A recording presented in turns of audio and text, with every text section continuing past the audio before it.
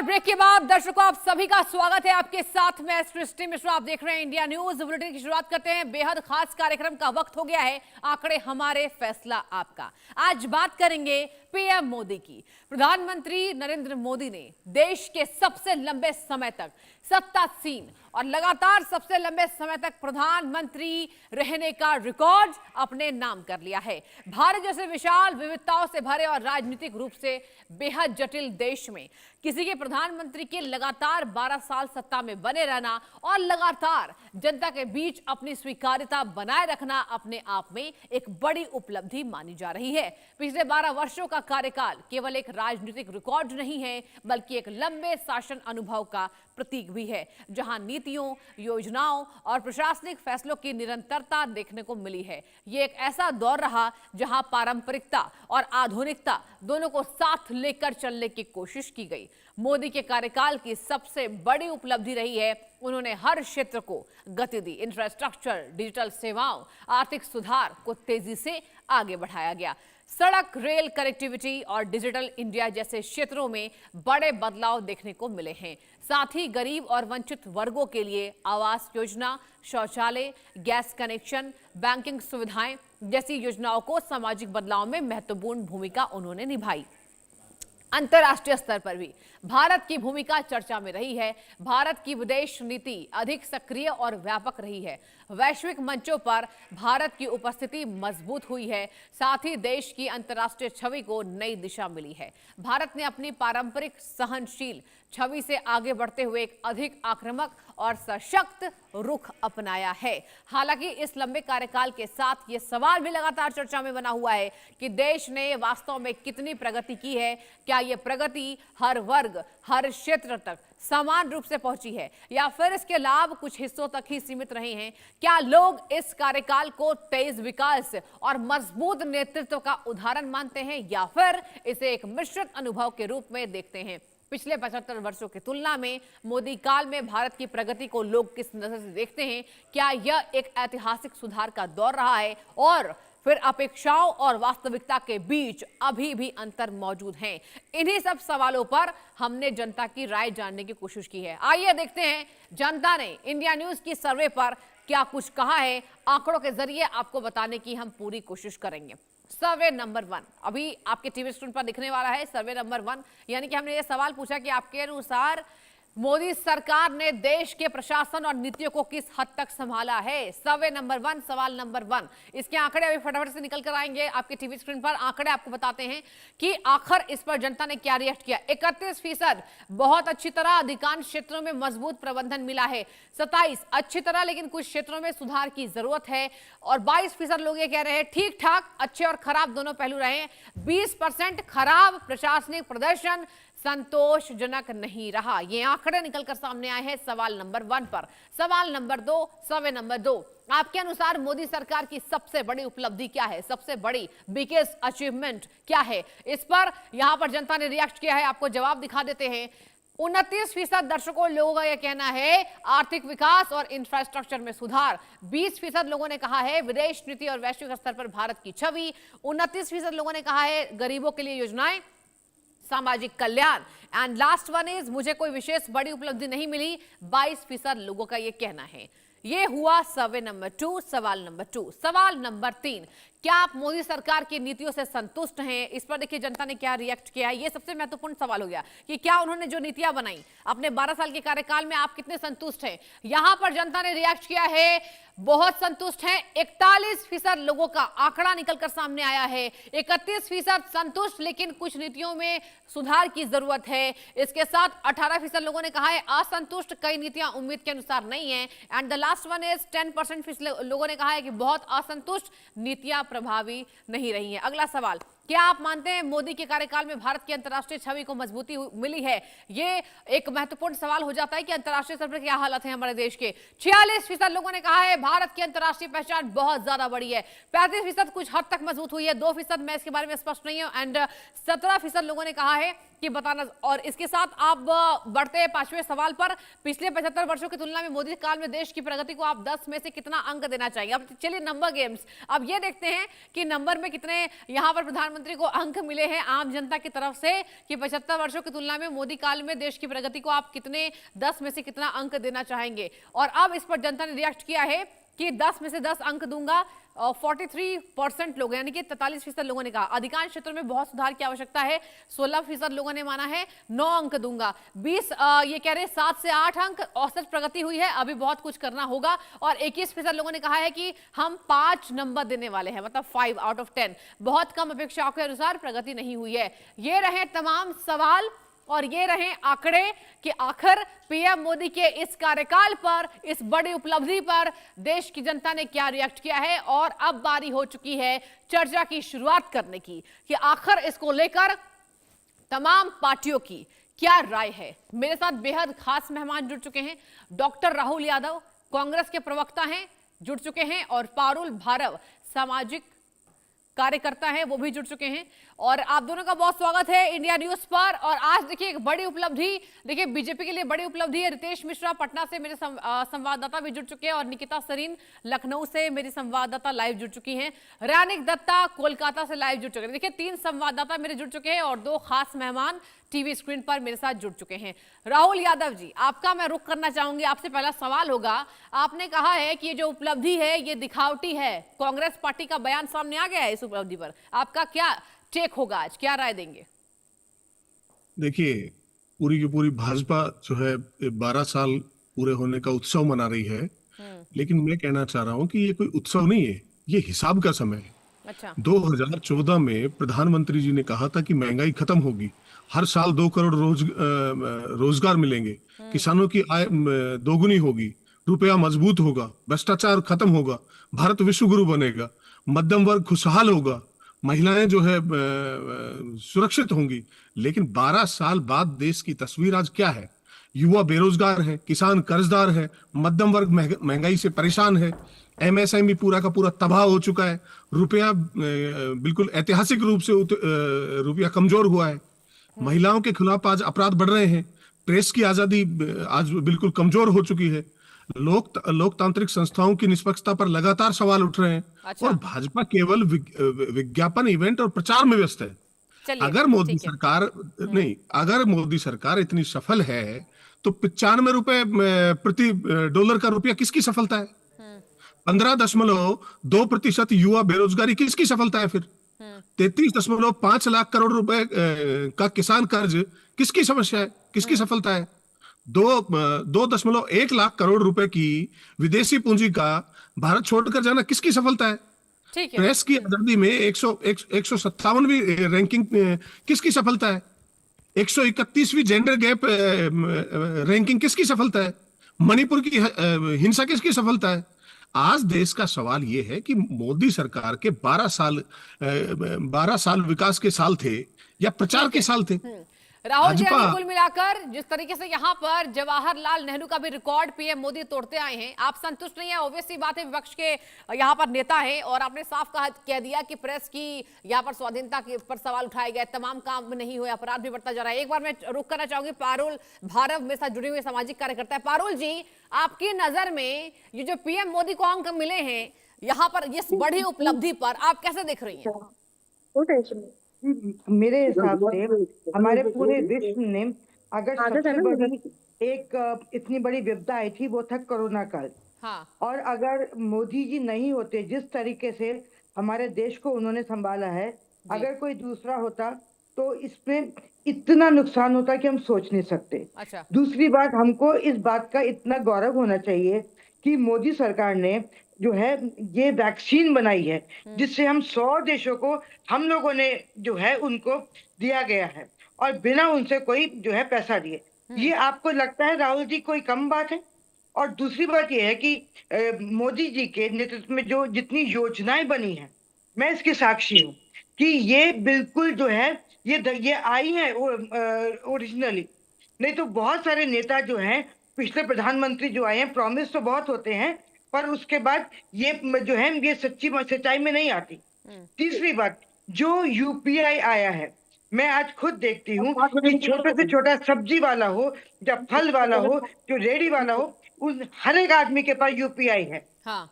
ये अगर मैं गिनना शुरू करूं तो जो है ये पूरा का पूरा डिबेट कम पड़ जाएगी।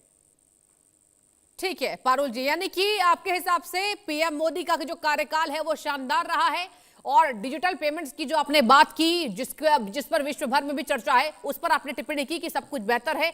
हो सकता है कि कांग्रेस के कार्यकाल में ऐसा नहीं होता। देखिए तमाम संवाददाता भी आपको टीवी स्क्रीन पर दिख रहे होंगे। रितेश पटना से मेरे संवाददाता लाइव है। रितेश ये बताइए, बिहार में अभी जनता का क्या रिएक्शन है, क्योंकि ये बड़ी उपलब्धि है, अब इसमें पक्ष और विपक्ष अब सामने आ चुके हैं। कांग्रेस कह रही है ये उपलब्धि ली गई है, छीनी गई है, बताइए रितेश।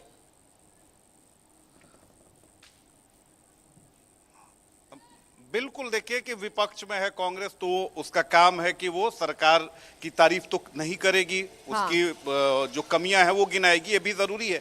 लेकिन हमने बहुत सारे लोगों से, 38 जिले हैं बिहार में, और 38 जिलों से हमने रिएक्शन मंगाया है, और ज्यादातर में आपको जानकर हैरानी होगी कि लोग नरेंद्र मोदी के कामकाज से पूरी तरीके से संतुष्ट दिख रहे हैं। लोग ही गिना रहे हैं, छोड़ दीजिए ना बीजेपी के नेताओं को, लोग गिना रहे हैं कि सड़कों की स्थिति जो है वो बेहतर हो गई है, एक्सप्रेस वे बने हुए हैं, गांव-गांव तक सड़क हो गई है, अब गांवों में 24 घंटे बिजली मिल रही है, अब कोई भूखे मर नहीं रहा है, सभी को मुफ्त अनाज मिल रहा है, सुविधाएं मिल रही हैं। जो छोटे रेहड़ी वाले दुकानदार हैं वो कह रहे हैं कि कभी बैंक में जाते थे, बैंक वाले भगा देते थे, लेकिन मोदी जी की वजह से उन्हें रोजगार करने का मौका मिल रहा है। इसके अलावा आप देख लीजिए ना, बिहार में सिर्फ पहले एक एयरपोर्ट हुआ करता था, 38 जिले हैं, एक एयरपोर्ट हुआ करता था। आज बिहार में आप देखिए पटना एयरपोर्ट है, इसके अलावा दरभंगा में एयरपोर्ट बन चुका है, पूर्णिया एयरपोर्ट अब फंक्शनल होने वाला है। इसके अलावा अगर बात करें तो सोनपुर में एयरपोर्ट बनने वाला है, रक्सौल में एयरपोर्ट बनने वाला है, देवघर में एयरपोर्ट स्टार्ट हो चुका है।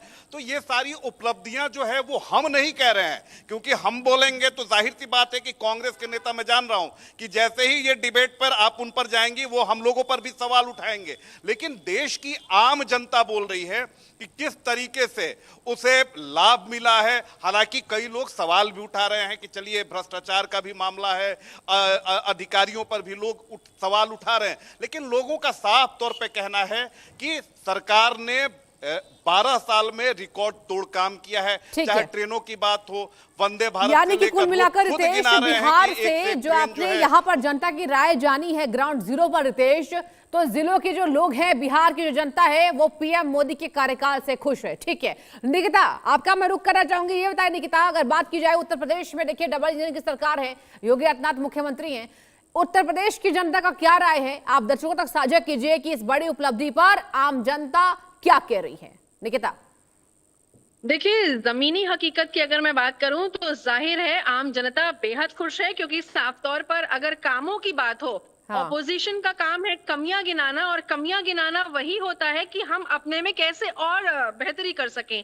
और साथ ही साथ अगर मैं उत्तर प्रदेश की बात करूं तो यहाँ पर खुद मुख्यमंत्री योगी आदित्यनाथ ने प्रधानमंत्री नरेंद्र मोदी के जो 12 साल कंप्लीट हो गए हैं उस पर लेटर लिखा है, चिट्ठी लिखी है, जिसमें अगर मैं पॉलिटिकल स्टेबिलिटी की बात करूं, अर्थव्यवस्था की बात करूं, इंफ्रास्ट्रक्चर की बात करूं, तो ये तमाम ऐसे मुद्दे हैं जहां पर जो एक एक्सेसिव है, यानी कि विकास की जो पथ है वो लगातार खुले हैं। उत्तर प्रदेश की बात की जाए तो उत्तर प्रदेश अग्रसर है, और कहीं ना कहीं जो एक विकसित भारत का जो सपना है उनको ये छोटे छोटे स्टेप्स बड़ा बना रहे हैं। साथ ही मुख्यमंत्री ने यहाँ पर प्रधानमंत्री के नेतृत्व में जो आस्था और अर्थव्यवस्था का संगम जो बनके उभरा है उसके बारे में बात की है। साथ ही साथ यहाँ पर जो उनके लिए विशेष हैं, इनफैक्ट उनके लिए जो कामना है वो सिर्फ देश में ही नहीं विदेश से हो रही है। जहां पर भी प्रधानमंत्री गए हैं एक प्रॉपर स्टेप ऑफ, एक बूम की तरह से बात की गई है। अगर मैं इन्वेस्टमेंट की बात करूं उत्तर प्रदेश में तो कहीं ना कहीं वो भी बढ़ा है। तो जमीनी हकीकत यहाँ पर यही कहती है, जो लोग हैं वो यही कह रहे हैं कि साफ तौर पर सीएम योगी जो अपने कार्यकालों कामकाजों को बताते रहते हैं, बीजेपी की यहाँ पर उपलब्धि को बताते हैं, कुल मिलाकर यूपी की जो जनता है, जो आप कह रही है मैक्सिमम जो जनता है वो खुश नजर आ रही है। ठीक है, रैनिक दत्ता पश्चिम बंगाल से मेरे संवाददाता लाइव हैं। रैनिक, देखिए पश्चिम बंगाल में बीजेपी के लिए ये महा उपलब्धि आप कह लीजिए, क्योंकि बीजेपी यहाँ चुनकर आई है। ये बताइए कि जनता की क्या राय है, आज पीएम मोदी के लिए बड़ा दिन है, उपलब्धि यहाँ पर बीजेपी जो है इसको सेलिब्रेट कर रही है, लेकिन सबसे जरूरी होता है आम जनता क्या कह रही है यहाँ पर। रैनिक, देखिए, प्रधानमंत्री नरेंद्र मोदी को लेकर पश्चिम बंगाल के लोगों का जो उम्मीद था, वो उम्मीद ये पिछले एक महीने में और भी बढ़ चुका है। देखिए, जमीनी हकीकत यही है कि पश्चिम बंगाल में चुनाव के प्रचार के दौरान जब प्रधानमंत्री आए थे, तब से प्रधानमंत्री एक से बढ़कर एक जो ट्रेंड तैयार किया था और प्रधानमंत्री की तरफ से जो वादा पश्चिम बंगाल के लोगों के लिए रखा गया था, वो वादा एक महीने में मैक्सिमम पूरा होता हुआ नजर आ रहा है। एक तरफ अगर देखा जाए तो प्रधानमंत्री पश्चिम बंगाल में आने के बाद पश्चिम बंगाल में झालमुड़ी का राजनीति जो था वो एक चर्चा में था। दूसरी तरफ अगर देखा जाए तो प्रधानमंत्री जब पश्चिम बंगाल में आए थे, उस टाइम पर महिलाओं के लिए भी वादा किया गया था कि महिलाओं को 3,000 करके पैसा मिलेगा। और अभी जो आंकड़ा कह रहा है कि एक महीने के अंदर प्रधानमंत्री का जो दिखा हुआ सपना था, ये डबल इंजन सरकार में पश्चिम बंगाल के करीब 50 लाख के ऊपर महिला अभी 3,000 करके पैसा मिल रहा है उनको अकाउंट में, डायरेक्ट बैंक ट्रांसफर के माध्यम से मिल रहा है। महिलाओं को फ्री बस सर्विस मिल रहा है और इसी को देखते हुए पश्चिम बंगाल के आम जनता का उम्मीद और भी बढ़ चुका है। ठीक है। पश्चिम बंगाल का हर एक कोने से, नॉर्थ बंगाल हो, साउथ बंगाल हो, हर एक कोने से जो बधाई वो प्रधानमंत्री को दिया गया है। दूसरी तरफ प्रधानमंत्री के पास और भी उम्मीद पश्चिम बंगाल के जनता की तरफ से रखा गया है कि प्रधानमंत्री और भी जिस तरीके से पश्चिम बंगाल का डेवलपमेंट के लिए सोच रहे हैं, उसी तरीके से सोचते रहे। क्योंकि देखिए, पश्चिम बंगाल में प्रधानमंत्री की तरफ से हाथ खोलकर पश्चिम बंगाल को दिया गया है, जिसमें पश्चिम बंगाल को वंदे भारत ट्रेन मिला है, जिसमें पश्चिम बंगाल को एक मॉडल स्टेशन तैयार करने का वादा, यानी एनजीपी स्टेशन जो है उसको मॉडल स्टेशन तैयार करने का वादा मिला है। पश्चिम बंगाल में एक से बढ़कर एक खूबसूरत रास्ता जो है वो रास्ता तैयार किया गया है। बुलेट ट्रेन की जो बात कही थी, यहाँ पर जो जनता है, आम जनता, उसको लेकर खुश नजर आ रही थी। ठीक है, आऊंगी आप सभी के पास में लौटूंगी। राहुल जी, कांग्रेस के प्रवक्ता मेरे साथ लगातार जुड़े हुए। राहुल जी, ये बताइए, देखिए आम जनता जो है वो तमाम राज्यों से, आपने मेरे संवाददाताओं की ये रिकॉर्ड सुनी होगी और देखा होगा कि ग्राउंड जीरो पर क्या रिएक्शन है। राहुल जी, एक बात आपसे मैं जानना चाहूंगी, पीएम मोदी की जो नीतियां हैं उनकी तारीफ हो रही है और ये भी जनता ने कहा, आपने देखोगे हमारे आंकड़े इंडिया न्यूज के अभी अभी सामने आए हैं कि जनता ने ये कहा कि अंतर्राष्ट्रीय मंचों पर सम्मान बढ़ाए। इस पर आपकी टिप्पणी चाहूंगी और ये भी बताइए कि आपकी पार्टी ये क्यों कह रही है कि ये उपलब्धि छीनी गई है, मिली नहीं है। राहुल जी, बताइए जरा। नहीं, बिल्कुल। देखिए, मैं मानता हूं कि प्रधानमंत्री के इस 12 साल के कार्यकाल में देश को महंगाई, बेरोजगारी, भ्रष्टाचार, जुमला, झूठ, डर और नफरत मिली है। भाजपा जो है, भाजपा विश्वगुरु होने का दावा करती है, लेकिन विश्वगुरु बनने के लिए सेल्फी की जरूरत नहीं होती साहब, परिणाम चाहिए। चीन के साथ आज जो है व्यापार घाटा 48 अरब डॉलर से बढ़कर 112 अरब डॉलर हो गया। तेल आयात पर निर्भरता लगभग 90% तक पहुंच गई है। अमेरिका भारत को टैरिफ की धमकी देता है लगातार। प्रधानमंत्री ट्रंप का टै तक नहीं बोल पाते। प्रधानमंत्री को ट्रंप कहते हैं कि मैं नरेंद्र मोदी का राजनीतिक करियर बर्बाद कर दूंगा। भारतीय छात्रों को और प्रोफेशनल्स को अमेरिका में परेशानियों का लगातार सामना करना पड़ रहा है। अब भारतीयों को बेड़ियों में जकड़कर अमेरिका भारत डिपोर्ट कर रहा है। ट्रंप खुलेआम भारत पाकिस्तान मामले में मध्यस्थता का दावा करता है। वो कहता है कि मैंने ऑपरेशन सिंदूर रुकवा दिया। प्रधानमंत्री उसका कोई जवाब नहीं दे पाते। अगर भारत इतना मजबूत है तो हमारी विदेश नीति का लाभ हम भारतीय को क्यों नहीं दिख रहा? राहुल जी सुनिए ना, आप कंटिन्यू कीजिए राहुल जी। लेकिन देखिए, ट्रंप की बातों पर क्या जाना, ट्रंप ही हैं जो अभी 6 दिन पहले पीएम मोदी की तारीफ कर चुके हैं। नहीं, बिल्कुल। अब आप कह रहे हो कि इसी प्रधानमंत्री ने नमस्ते ट्रंप किया था साहब, हावड़ी मोदी किया था इन्होंने। हाँ। तब भी हमने कहा था कि किसी के दूसरे देश की आंतरिक राजनीति में हस्तक्षेप मत करिए, लेकिन आज वो खामियाजा भुगतना पड़ रहा है। प्रधानमंत्री ने सस्ती लोकप्रियता पाने के लिए इस तरीके के कदम उठाए, लेकिन आज उसका परिणाम पूरा देश भुगत रहा है। हम कह रहे हैं कि वो प्रधानमंत्री के दोस्त है, मित्र है। प्रधानमंत्री खुद कह चुके हैं कि my dear friend Donald Trump. तो वो खुद कह रहे हैं कि ये ट्रंप मेरे दोस्त हैं। आज हालात ये है कि 12 साल किसी भी सरकार को परखने के लिए पर्याप्त समय होता है। अब 12 साल बाद जनता सिर्फ एक सवाल ये पूछ रही है कि अगर सब कुछ अच्छा है तो युवा नौकरी क्यों मांग रहा है, किसान एमएसपी क्यों मांग रहा है, महिलाएं सुरक्षा क्यों मांग रही है, एमएसएमई राहत क्यों मांग रहे हैं, मध्यम वर्ग महंगाई से क्यों जूझ रहा है, मणिपुर न्याय क्यों मांग रहा है और लोकतंत्र जवाबदेही क्यों मांग रहा है। भाजपा के पास सिर्फ और सिर्फ विज्ञापन है, भाजपा के पास इवेंट है, भाजपा के पास नारे हैं, लेकिन जनता के पास अपना अनुभव है और जनता लेकिन का अनुभव राहुल कहता जी है कि देखिए 12 जनता ने तो साल वोट में- दिया ना, राहुल जी जनता ने ही वोट दिया। पश्चिम बंगाल में वो- देखिए वो- कांग्रेस बिल्कुल बची नहीं है। राहुल जी ये बताइए कि पार्टी की आपकी क्या तैयारी? देखिए कार्यकाल यहाँ पूरा हो रहा है, जनता भर भर का वोट दे चुकी है। नहीं, बिल्कुल मैं आपको आपत्ति जताता हूं कि हाँ। आपने कहा कि कांग्रेस बची नहीं है। इसी कांग्रेस ने प्रधानमंत्री को, इस सरकार को बैसाखियों पर ला दिया है। आज नीतीश नायडू की सरकार चल रही है, आज क्या हालात बने हुए हैं। लगातार ठीक जिस है। तरीके से हाँ, पार्टियों मतलब की, देखिए- सांसदों की, देखिए विधायकों आपकी जो बात है तमाम, अगर आप नौकरी की बात कर रहे हैं, देखिए अभी नीट पर सरकार घिरी है, ठीक है, सरकार ने कहा हम जवाबदेही तय करेंगे। महिलाओं की आपने बात की, महिला सुरक्षा पर मोदी जी कहते हैं कि हमें वोट मिलता है। पारुल जी देखिए तमाम बातें राहुल जी की भी कुछ हद तक सही है। राहुल जी ने साफ कहा है कि नौकरी युवा मांग रहे हैं, सड़कों पर युवा उतर रहे हैं, तो फिर कैसी बहुत बड़ी उपलब्धि? पारुल जी आपका टेक क्या होगा इस पर? देखिए मैं ये बात मानती हूँ कि जो है देश की कुछ ऐसी बातें होती हैं, इंटरनल बातें, जो सरकार के उसमें प्रॉब्लमैटिक है। पर मैं ये भी मानती हूँ कि ये खाली जो है मोदी जी की सरकार में तो आई नहीं है। और मैं ये भी मानती हूँ कि जब कांग्रेस की सरकार थी या किसी और की सरकार थी, क्या ये दिक्कतें तब नहीं थी? और आज मुझे ये बताइए, सबसे बड़ा मुद्दा जो हमारे पड़ोसी देश हैं, क्या आज उनमें हिम्मत है कि मोदी जी के होते हुए, जो इतने समय से, इतने सालों से कांग्रेस के समय में आए दिन जो बॉम्ब ब्लास्ट होते थे और खुलेआम जहाँ जो टेररिस्ट एक घूमते थे। रिएक्शन बहुत जरूरी है राहुल जी का। राहुल जी, पारुल जी ने जो आरोप लगाया उस पर आपका रिएक्शन, एक रिएक्शन प्लीज। नहीं, बिल्कुल कह रही है कि दूसरे देशों की आज हिम्मत नहीं है हिंदुस्तान को। अरे हाँ। सब क्या बात कर रहे हैं? आज जो है पहलगाम हो गया, पुलवामा हो गया, उनके आतंकी पकड़े गए क्या? वो कहां से है बता पाई क्या सरकार? पहलगाम ये छोड़िए, सरकार एक मिनट, बिल्कुल एक मिनट, नाकाम सरकार है। पुलवामा जब हुआ राष्ट्रीय था, सुरक्षा को लेकर उसकी भी एक मिनट, और अंतर्राष्ट्रीय देखिए यानी सुरक्षा कुल मिलाकर यहाँ पर इस बड़ी उपलब्धि पर कांग्रेस पार्टी ने घेरा। आप सभी का बहुत शुक्रिया तमाम आंकड़ों के साथ जुड़ने के लिए। और